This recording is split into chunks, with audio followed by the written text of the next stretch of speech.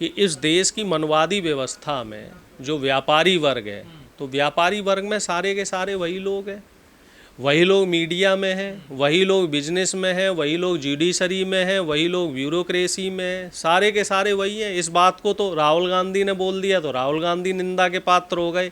अब Donald Trump का बिगाड़ लें भाई, मोदी जी क्या बिगाड़ेंगे ट्रंप ने? और ट्रंप ने कोई बात कही है तो आंकड़ों के साथ ही कही होगी भाई। उन लोगों के पास तो आंकड़े होते हैं कि जो तेल खरीदा जा रहा है, तेल हाँ रूस से लिया जा रहा है, तो उस तेल को लेने वाली कंपनियां कौन है, किस किस कंपनी को तेल मिल रहा है, उसमें जो अधिकारी हैं कौन कौन अधिकारी शामिल हैं, कमीशन कहाँ कहाँ जा रहा है, वो तो सारे आंकड़े उनके पास हैं।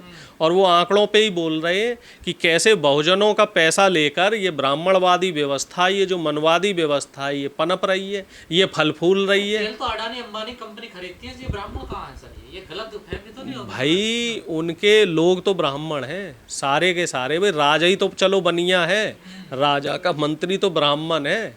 आपको नहीं लगता ये अपमान हो रहा है ब्राह्मणों का देश के? नहीं, देश का अपमान अगर हो रहा है तो मोदी जी को जवाब देना चाहिए। हम तो क्या जवाब देंगे आम जनता होने के नाते? जो सवाल अमेरिका ने खड़ा किया है वही सवाल तो विपक्ष पूछ रहा है, तमाम सालों से पूछ रहा है कि भैया आखिर ये डीजल पेट्रोल जो विदेश में हमें सस्ता मिल रहा है, फिर भी आप हमारे देश में तेल सस्ता नहीं दे रहे हो, तमाम जो टैक्स का बोझ बढ़ाया हुआ है आपने, इससे फ़ायदा किसे हो रहा है, किसे फ़ायदा हो रहा है? इस बात का जवाब अडानी जी तो नहीं देंगे। खैर अडानी जी तो संसद में नहीं है, मोदी जी दें। मोदी जी नहीं दे सकते तो अमित शाह जी जवाब दें। लेकिन जवाब देने के नाम पे न सांप सूंघ जाता है। फिर ये लोग ये कहते हैं कि नहीं साहब विपक्ष देशद्रोही है, राहुल गांधी देशभक्त नहीं है, देशभक्ति पे सवाल होने लग जाते हैं। आप इनसे अगर सवाल करेंगे तो ये हमें सर्टिफिकेट दे देते हैं देश विरोधी होने का। अभी तक तो हम भारत में सुनते थे ब्राह्मण हैं, वैश्य हैं, बनिए, क्षत्रिय, ये अब अमेरिका में भी पहुंच गया। अरे सब जगह पहुंच गया। इन लोगों ने देश में जो जातिवादी व्यवस्था बना रखी है। राहुल गांधी ने, आपको ध्यान होगा, 3 साल पहले कहा था कि इस देश में प्रधानमंत्री ने केरोसिन छिड़क रखा है। और वो केरोसिन कौन सा है? जाति के नाम पर भेदभाव का, धर्म के नाम पर भेदभाव का, संप्रदाय के नाम पे भेदभाव का, गोरे काले के नाम पे भेदभाव का, हिंदू मुस्लिम के नाम पर, अमीर गरीब के नाम पर। और उस भेदभाव की जो सांप्रदायिकता है वो इस कदर बढ़ चुकी है, ये पूरे विश्व को पता लग गया है कि हमारे यहाँ रेसिज्म, कास्टिज्म और धर्म के नाम पर जो भेदभाव है वो चरम पे फैला हुआ है। और इसी की राजनीतिक रोटियां बीजेपी सेंक रही है और इसी नफरत की आग में देश की जनता को पिछले 11 सालों से जला रही है। इस बयान पे भारत के ब्राह्मणों का कोई रिएक्शन, कोई बयान कैसे आएगा? भाई जिनके नाम पे पूजा करी ब्राह्मणों ने, जिनके नाम पे पूजा कर कर के ट्रंप को बनाया ना, ट्रंप को राष्ट्रपति बनवाया, हवन हुए ट्रंप के नाम के, हवन पूजन हुए कि नहीं हुए? बिल्कुल हुए हैं? वो भी भारत के ब्राह्मणों ने किए। भारत के ब्राह्मणों ने किए, तो अब विरोध कैसे कर सकते हैं? अब तो उनके गले की हड्डी बन गया है ये। और ट्रंप तो बड़ा, हाँ ट्रंप बड़ा समझदार है, बड़ा चतुर है, बड़ा चालाक है, वो सारी चीज़ों को बड़े अच्छे से समझता है। ट्रंप को सब कुछ पता है कि इनकी चाबी कहाँ से टाइट करनी है, इनकी चूड़ी कहाँ से हिलानी है। अब आप देख लीजिए, वो टैरिफ पे टैरिफ बढ़ा रहा है। वो 85 बार बोल चुका है कि अमेरिका ने मध्यस्थता करवाई सीज फायर करवाने में पाकिस्तान से। वो पाकिस्तान के प्रधानमंत्री की मंच पे तारीफ करता है। रूस पाकिस्तान को अपना अच्छा दोस्त बताता है। और जो चीन, जिसने हमारी 2000 किलोमीटर से ज़्यादा की जो ज़मीन है वो कब्जा कर रखी है, उससे प्रधानमंत्री जाके गले मिल रहे हैं। हमें इनकी विदेश नीति नहीं समझ आ रही है कि जो अमेरिका हमारे साथ नहीं है, जो चीन हमारे साथ नहीं है, आखिर हम उनके पीछे क्यों भाग रहे हैं? पर ये आरोप तो अभी तक आप लोग लगाते थे कि ब्राह्मण ये करते थे, वो करते थे, हजारों साल की उनकी ये रहा वो रहा। ये आरोप नहीं है, ये सच्चाई है।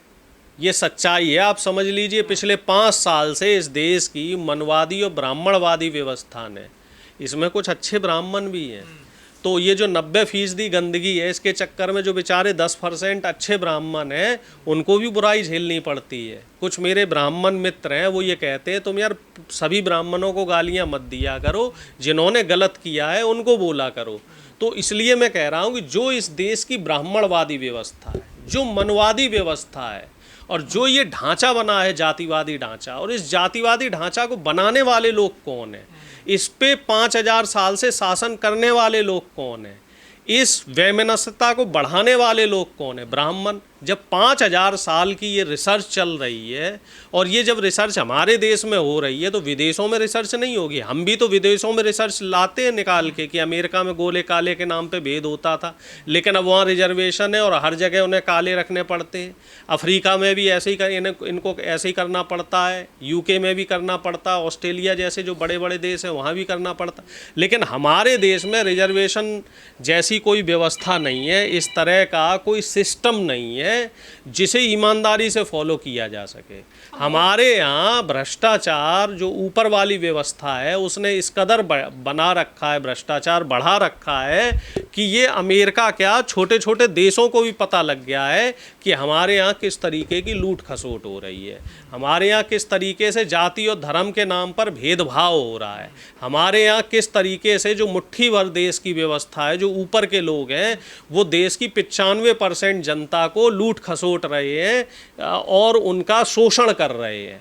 तो डोनाल्ड ट्रंप के जो बिजनेस सलाहकार हैं उनका ये बयान देने का क्या मतलब है? इसके पीछे वो क्या कहना क्या चाह रहे हैं? वो भारत को अब नीचा दिखाना चाह रहे ये हैं? बात तो वही बेहतर बता सकते हैं, लेकिन मेरा ये मानना है कि उनका ध्यान इस तरफ था कि जो देश की जो व्यवस्था है, जो मनवादी व्यवस्था है, उस देश की उस मनवादी व्यवस्था ने देश का बंटाधार किया हुआ है और शायद इसी वजह से हमारा देश तरक्की नहीं कर पा रहा है। क्योंकि हमारे देश में ना तो टैलेंट की कमी है, ना मैन पावर की कमी है, ना रिसोर्सेज की कमी है। कमी किस चीज़ की है? ईमानदारी से उनको इम्प्लीमेंट करने की।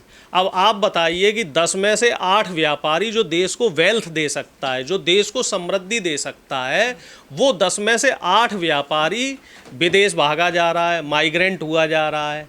10 में से 8 अच्छे टेक्नोलॉजी वाले जो लड़के, पढ़े लिखे लड़के, डॉक्टर, इंजीनियर और MBA टाइप के जो बढ़िया बढ़िया लड़के हैं, जो देश का भविष्य बना सकते हैं, देश को आगे बढ़ा सकते हैं, वो लड़के वीज़ा ले के बाहर पढ़ाई कर रहे हैं, वो लड़के बाहर नौकरियां कर रहे हैं, बाहर व्यापार कर रहे हैं। तो देश का कल्याण कैसे होगा? और क्यों कर रहे हैं व्यापार, क्यों बाहर जा रहे हैं?